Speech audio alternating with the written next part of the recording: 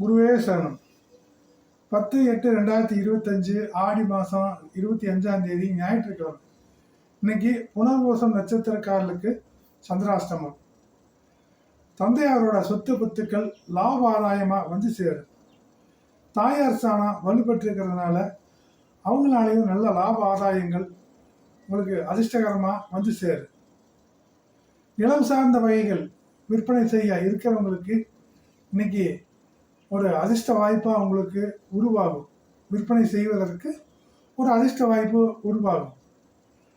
அரசு சார்ந்த தகவல் தொடர்புகள் உங்களுக்கு நல்ல ஒரு ஆதாயத்தை கொடுக்குற மாதிரி, லாப ஆதாயத்தை கொடுக்குற மாதிரி உங்களுக்கு இன்னைக்கு வந்து சேரும்.